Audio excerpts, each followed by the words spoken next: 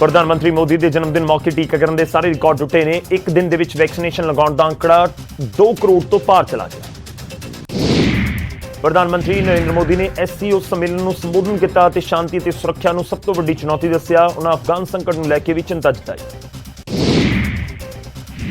भारत पाकिस्तान वंड ते गृह मंत्री राजनाथ सिंह ने बड़ा बयान दिता। राजनाथ सिंह ने कहा कि वंड के समय सिखां का बहुत नुकसान होया। आज़ादी की लड़ाई सिखां का बड़ा योगदान है। उन्होंने कहा कि जे सावधानी वरती जाती तो अज करतारपुर साहब भारत के विच हुंदा। वंड के समय थोड़ी सावधानी वरतनी चाहिए। उधर अफगानिस्तान के हिंदू सिख प्रधानमंत्री मोदी को अपील कर रहे हैं कि उन्होंने जल्द अफगानिस्तान तो कढ़िया जाए, सुरक्षित बाहर लिया के हिंदुस्तान लिया जाए। GST काउंसिल की 45वीं बैठक के विच पेट्रोल डीजल को GST के शामिल करने का प्रस्ताव नहीं रखा गया और ना ही इसके उत्ते कोई चर्चा हुई। दस्या जा रहा है कि बैठक के विच बायो डीजल के उत्ते GST घटा के 5% करने को मंजूरी मिली है।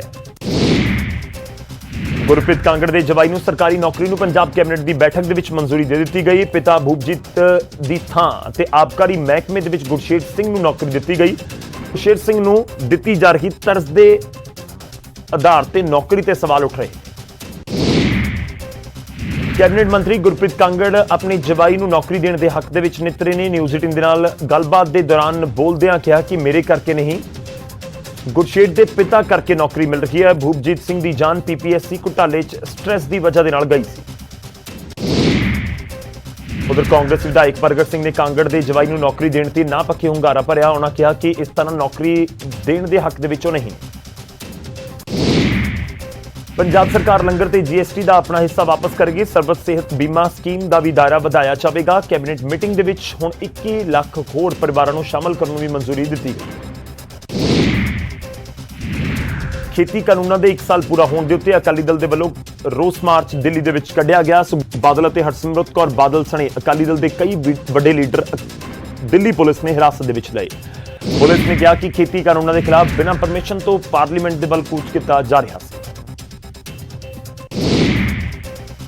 खेती कानूनों की कापियां साड़ियां गईयां। इस मौके यूथ अकाली दल प्रधान परमबंस सिंह बंटी रोमाणा ने कहा कि किसान हितैषी पार्टी होने के नाते अकाली दल किसानों के नाल खड़ी है। उधर खेती कानूनों के खिलाफ आम आदमी पार्टी ने सूबे भर के कैंडल मार्च कढ़िया। पठानकोट के आम आदमी पार्टी ने कैंडल मार्च कढ़ के मृतक किसानों को श्रद्धांजलि दी और नाल ही खेती कानूनों के खिलाफ रोष जताया।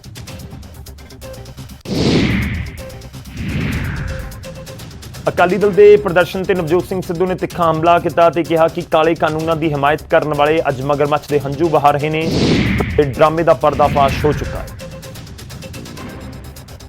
उधर आम आदमी पार्टी ने अकाली दल के प्रदर्शन को लैके हमला बोलिया। कुलतार संधवा ने कहा कि जे बादलों ने सही समय के उत्ते खेती कानूनों के खिलाफ आवाज चुकी होंदी तो अज किसानों के ये हालात ना होंदे। पंजाब कांग्रेस प्रधान नवजोत सिंह सिद्धू ने आम आदमी पार्टी को निशाने ते लिया ते कहा कि पहलां तां केजरीवाल सरकार ने खेती कानून दिल्ली दे विच लागू कीते ते हुण किसान हितैषी होने का दावा किया जा रहा है। सिद्धू के बयान से आम आदमी पार्टी ने पलटवार किया। आम आदमी पार्टी के आगू राघव चड्डा ने सिद्धू को पंजाब की सियासत का राखी सावन तक करार दे दिता। सिद्धू ने कहा कि पहलां तां केजरीवाल सरकार ने खेती कानून दिल्ली च लागू कीते ने ते हुण किसान हितैषी होने का दावा कर रहे हैं। उधर नवजोत सिंह सिद्धू ने राघव चड्डा को जवाब देंदे लिखा कि अज तक तुहाडी बांदरां तो उत्पत्ति नहीं हो सकी। मुख्यमंत्री कैप्टन अमरिंदर सिंह ने नो फार्मर नो फूड का बैज लगाया ते किसान मेले दे विच वर्चुअली उद्घाटनी समागम च बैज लगा के खेती कानूनों के खिलाफ अपना विरोध दर्ज करवाया।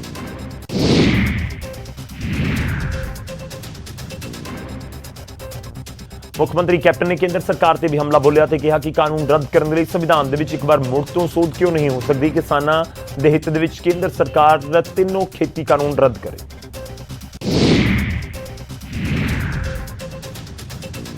अमृतसर दे विच बीजेपी आगू श्वेत मलिक के घर के बाहर धरना दे रहे किसानों के विचों एक किसान की मौत हो गई। मौत की वजह साइलेंट अटैक में दस्सिया जा रहा है। किसान लंबे समय तो धरने उत्ते बैठा सी।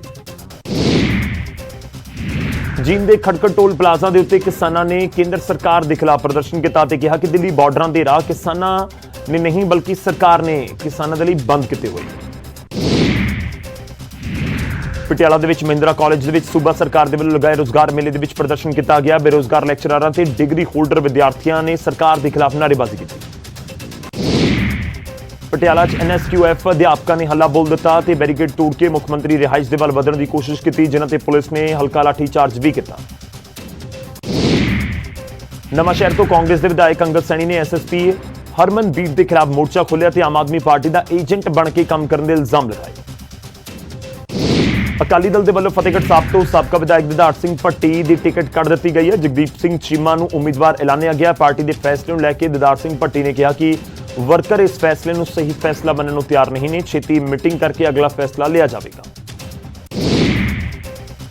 ਜਲਾਲਾਬਾਦ ਦੇ ਵਿੱਚ ਬਾਈਕ ਬੰਬ ਧਮਾਕਾ ਮਾਮਲੇ ਦੀ ਜਾਂਚ ਤੇਜ਼ ਹੋ ਗਈ ਹੈ। ਕੌਮੀ ਜਾਂਚ ਏਜੰਸੀ NIA ਨੇ ਜਲਾਲਾਬਾਦ ਪਹੁੰਚ ਕੇ ਜਾਂਚ ਸ਼ੁਰੂ ਕਰ ਦਿੱਤੀ ਹੈ। ਇਸ ਬਾਈਕ ਧਮਾਕੇ ਦੇ ਵਿੱਚ ਇੱਕ ਨੌਜਵਾਨ ਦੀ ਮੌਤ ਹੋ ਗਈ ਸੀ। ਜਲਾਲਾਬਾਦ ਪੁਲਿਸ ਨੇ ਬਾਈਕ ਧਮਾਕਾ ਮਾਮਲੇ ਦੇ ਵਿੱਚ ਗ੍ਰਿਫਤਾਰ ਮੁਲਜ਼ਮ ਦੇ ਫਿਰੋਜ਼ਪੁਰ ਦੇ ਵਿੱਚ ਪਿੰਡ ਚਾਂਦੀਵਾਲ ਦੇ ਵਿੱਚ ਛਾਪੇਮਾਰੀ ਕੀਤੀ। ਇਸ ਦੌਰਾਨ ਪੁਲਿਸ ਨੇ ਕਈ ਘਰਾਂ ਦੀ ਤਲਾਸ਼ੀ ਵੀ ਲਈ ਤੇ ਕਈ ਲੋਕਾਂ ਨੂੰ ਵੀ ਹਿਰਾਸਤ ਦੇ ਵਿੱਚ ਲਿਆ। ਟਿਫਿਨ ਬੰਬ ਮਾਮਲੇ ਦੇ ਵਿੱਚ ਗ੍ਰਿਫਤਾਰ ਗੁਰਮੁਖ ਰੋਡੇ ਦੇ ਇੱਕ ਸਾਥੀ ਨੂੰ ਕਾਬੂ ਕੀਤਾ ਗਿਆ। ਮੁਲਜ਼ਮ ਦੀ ਨਿਸ਼ਾਨਦੇਹੀ ਦੇ ਉੱਤੇ 2 ਗ੍ਰੇਨੇਡ ਸਣੇ ਹਥਿਆਰਾਂ ਦਾ ਜ਼ਖੀਰਾ ਬਰਾਮਦ ਕੀਤਾ ਗਿਆ। ਡਰੋਨ ਰਾਹੀਂ ਪਾਕਿਸਤਾਨ ਤੋਂ ਹਥਿਆਰਾਂ ਦੀ ਸਪਲਾਈ ਹੋਈ ਸੀ। ਅਜਨਾਲਾ ਦੇ ਵਿੱਚ ਭਾਰਤ ਪਾਕਿਸਤਾਨ ਸਰਹੱਦ ਤੇ ਡਰੋਨ ਦੇਖਿਆ ਗਿਆ, ਜਿਸ ਤੋਂ ਬਾਅਦ ਹਰਕਤ ਦੇ ਵਿੱਚ ਆਏ BSF ਨੇ ਡਰੋਨ ਦੇ ਉੱਤੇ ਫਾਇਰਿੰਗ ਕੀਤੀ ਤੇ ਇਲਾਕੇ ਦੇ ਵਿੱਚ ਸਰਚ ਆਪਰੇਸ਼ਨ ਵੀ ਚਲਾਇਆ ਗਿਆ। ਲੁਧਿਆਣਾ ਕੋਰਟ ਦੇ ਵਿੱਚ ਪੇਸ਼ ਹੋਏ ਵਿਕਰਮ ਸਿੰਘ ਮਜੀਠੀਆ ਦੇ ਵੱਲੋਂ ਸੰਜੇ ਸਿੰਘ ਤੇ ਮਾਨਹਾਨੀ ਦਾ ਕੇਸ ਦਰਜ ਕਰਵਾਇਆ ਹੋਇਆ। ਇਸ ਦੌਰਾਨ ਸੰਜੇ ਸਿੰਘ ਨੇ ਕਿਹਾ ਕਿ ਛੇਤੀ ਹੀ ਸੱਚ ਦੀ ਜਿੱਤ ਹੋਵੇਗੀ। ਬਾਰਡਰ ਤੋਂ BSF ਦੀ 66 ਬਟਾਲੀਅਨ ਨੇ ਨਸ਼ੇ ਦੀ ਵੱਡੀ ਖੇਪ ਬਰਾਮਦ ਕੀਤੀ ਹੈ। BSF ਮੁਤਾਬਕ ਕਰੋੜਾਂ ਰੁਪਏ ਦੀ 8 ਪੈਕੇਟ ਹੈਰੋਇਨ ਬਰਾਮਦ ਕੀਤੀ ਗਈ ਹੈ। ਇਸ ਮਾਮਲੇ ਦੇ ਵਿੱਚ 2 ਵਿਅਕਤੀਆਂ ਨੂੰ ਵੀ ਗ੍ਰਿਫਤਾਰ ਕੀਤਾ ਗਿਆ ਹੈ। CBI ਨੇ ਚੰਡੀਗੜ੍ਹ ਪੁਲਿਸ ਦੇ ਸਬ ਇੰਸਪੈਕਟਰ ਨੂੰ ਰਿਸ਼ਵਤ ਲੈਂਦਿਆਂ ਗ੍ਰਿਫਤਾਰ ਕੀਤਾ ਹੈ। ਮਹਿਲਾ ਸਬ ਇੰਸਪੈਕਟਰ ਦੇ ਕੋਲੋਂ 10,000 ਰੁਪਏ ਰਿਸ਼ਵਤ ਰਾਸ਼ੀ ਵੀ ਬਰਾਮਦ ਕੀਤੀ ਗਈ। ਮਹਿਲਾ ਨੂੰ ਸੈਕਟਰ 34 ਦੇ ਥਾਣੇ ਤੋਂ ਗ੍ਰਿਫਤਾਰ ਕੀਤਾ ਗਿਆ। ਬੱਚੇ ਦੀ ਲਾਸ਼ ਕੂੜੇ ਦੇ ਢੇਰ ਦੇ ਵਿੱਚੋਂ ਮਿਲੀ ਹੈ। ਪੁਲਿਸ ਦੇ ਮੁਤਾਬਕ ਇਹ 1 ਦਿਨ ਦਾ ਬੱਚਾ ਸੀ, ਜਿਸ ਦੀ ਗਰਦਨ ਵੀ ਕੱਟੀ ਹੋਈ ਹੈ। ਪੁਲਿਸ ਨੇ ਮਾਮਲੇ ਦੀ ਜਾਂਚ ਸ਼ੁਰੂ ਕਰ ਦਿੱਤੀ ਹੈ। ਝੱਜਰ ਦੇ ਪਿੰਡ ਗੋਰੀਆ ਦੇ ਵਿੱਚ ਇੱਕ ਬਜ਼ੁਰਗ ਮਹਿਲਾ ਦੀ ਬੇਰਹਿਮੀ ਨਾਲ ਹੱਤਿਆ ਕਰ ਦਿੱਤੀ ਗਈ। ਵਾਰਦਾਤ ਵੇਲੇ ਮਹਿਲਾ ਦੇ ਪਰਿਵਾਰਕ ਮੈਂਬਰ ਘਰ ਦੇ ਵਿੱਚ ਮੌਜੂਦ ਸਨ, ਪਰ ਕੋਈ ਵੀ ਹੱਤਿਆਰਿਆਂ ਨੂੰ ਪਹਿਚਾਣ ਨਹੀਂ ਸਕਿਆ। ਕਾਤਲ ਕੌਣ ਹੈ ਤੇ ਵਾਰਦਾਤ ਨੂੰ ਅੰਜਾਮ ਕਿਉਂ ਦਿੱਤਾ ਗਿਆ, ਫਿਲਹਾਲ ਪੁਲਿਸ ਜਾਂਚ ਕਰ ਰਹੀ ਹੈ। ਪਾਣੀਪਤ ਦੇ ਸਮਾਲਖਾਨ ਦੇ ਵਿੱਚ ਬਦਮਾਸ਼ਾਂ ਨੇ 2 ਵਿਅਕਤੀਆਂ ਨੂੰ ਗੋਲੀਆਂ ਮਾਰ ਦਿੱਤੀਆਂ। ਮੋਟਰਸਾਈਕਲ ਤੇ ਸਵਾਰ 3 ਬਦਮਾਸ਼ਾਂ ਨੇ ਵਾਰਦਾਤ ਨੂੰ ਅੰਜਾਮ ਦਿੱਤਾ। ਧਰਮਸ਼ਾਲਾ ਦੇ ਵਿੱਚ ਇੱਕ ਸ਼ਖਸ ਨੇ ਉੱਪਰ ਖੜ ਕੇ ਹੇਠਾਂ ਖੜੇ ਲੋਕਾਂ ਨੂੰ ਇੱਟਾਂ ਮਾਰੀਆਂ। ਦੱਸਿਆ ਜਾ ਰਿਹਾ ਕਿ ਨਵੇਂ ਬਣ ਰਹੇ ਘਰ ਦੇ ਵਿੱਚ 2 ਧਿਰਾਂ ਵਿਚਾਲੇ ਬਹਿਸ ਹੋ ਰਹੀ ਸੀ। ਕਰਨਾਲ ਦੇ ਸੈਕਟਰ 9 ਦੇ ਵਿੱਚ ਬਜ਼ੁਰਗ ਜੋੜੇ ਨਾਲ ਕੁੱਟਮਾਰ ਕਰਨ ਦੇ ਮਾਮਲੇ ਦੇ ਵਿੱਚ 4 ਹੋਰ ਮੁਲਜ਼ਮਾਂ ਦੀ ਗ੍ਰਿਫਤਾਰੀ ਹੋਈ ਹੈ, ਜਿਨ੍ਹਾਂ ਦੇ ਵਿੱਚੋਂ ਇੱਕ ਨੇ ਡਕੈਤੀ ਦੇ ਲਈ ਰੇਕੀ ਕੀਤੀ ਸੀ। ਇਸ ਤੋਂ ਪਹਿਲਾਂ ਪੁਲਿਸ ਨੇ 4 ਨਾਬਾਲਗਾਂ ਨੂੰ ਗ੍ਰਿਫਤਾਰ ਕੀਤਾ ਸੀ। 3 ਲੜਕੀਆਂ ਤੇ 1 ਲੜਕੇ ਨੂੰ ਰੰਗੇ ਹੱਥੀਂ ਕਾਬੂ ਕੀਤਾ ਗਿਆ। ਮੁਹੱਲਾ ਵਾਸੀਆਂ ਦੀ ਸ਼ਿਕਾਇਤ ਤੇ ਪੁਲਿਸ ਨੇ ਕਾਰਵਾਈ ਨੂੰ ਅੰਜਾਮ ਦਿੱਤਾ। ਲੋਕਾਂ ਦਾ ਕਹਿਣਾ ਹੈ ਕਿ ਪਿਛਲੇ ਲੰਬੇ ਸਮੇਂ ਤੋਂ ਇੱਥੇ ਗੁਰਸੰਦਾ ਚੱਲ ਰਿਹਾ ਸੀ। ਟੋਹਾਣਾ ਪੁਲਿਸ ਨੇ 2 ਨਸ਼ਾ ਤਸਕਰਾਂ ਨੂੰ ਗ੍ਰਿਫਤਾਰ ਕੀਤਾ, ਜਿਨ੍ਹਾਂ ਦੇ ਕੋਲੋਂ 265 ਗ੍ਰਾਮ ਹੈਰੋਇਨ ਬਰਾਮਦ ਕੀਤੀ ਗਈ ਹੈ। ਦੋਵਾਂ ਨੂੰ ਭੂਣਾ ਰੋਡ ਤੇ ਗਸ਼ਤ ਦੌਰਾਨ ਗ੍ਰਿਫਤਾਰ ਕੀਤਾ ਗਿਆ। ਜਲੰਧਰ ਦੇ ਇੱਕ ਸਰਕਾਰੀ ਸਕੂਲ ਦੇ ਵਿੱਚ ਇੱਕ ਚੋਰ ਪਰਸ ਚੋਰੀ ਕਰਕੇ ਫਰਾਰ ਹੋ ਗਿਆ। ਪਰਸ ਚੋਰੀ ਦੀ ਪੂਰੀ ਵਾਰਦਾਤ CCTV ਦੇ ਵਿੱਚ ਕੈਦ ਹੋ ਗਈ। ਫਰੀਦਾਬਾਦ ਪੁਲਿਸ ਨੇ 25,000 ਰੁਪਏ ਇਨਾਮ ਵਾਲੇ ਬਦਮਾਸ਼ ਨੂੰ ਦੇਹਰਾਦੂਨ ਤੋਂ ਕਾਬੂ ਕੀਤਾ ਹੈ। ਮੁਲਜ਼ਮ ਜ਼ਹਿਰੀਲੀ ਸ਼ਰਾਬ ਤਸਕਰੀ ਮਾਮਲੇ ਦੇ ਵਿੱਚ ਲੋੜਿੰਦਾ ਸੀ।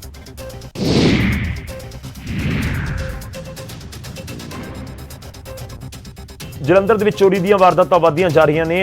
ਇੱਥੇ ਅਵਤਾਰ ਨਗਰ ਦੇ ਵਿੱਚ ਇੱਕ ਦੁਕਾਨ ਦਾ ਤਾਲਾ ਤੋੜ ਕੇ ਚੋਰ ਹਜ਼ਾਰਾਂ ਰੁਪਏ ਦਾ ਸਮਾਨ ਚੋਰੀ ਕਰਕੇ ਫਰਾਰ ਹੋ ਗਏ। ਜਾਂਦੇ ਜਾਂਦੇ ਚੋਰ CCTV ਦਾ DVR ਵੀ ਖਰਾਬ ਕਰ ਦਿੱਤਾ।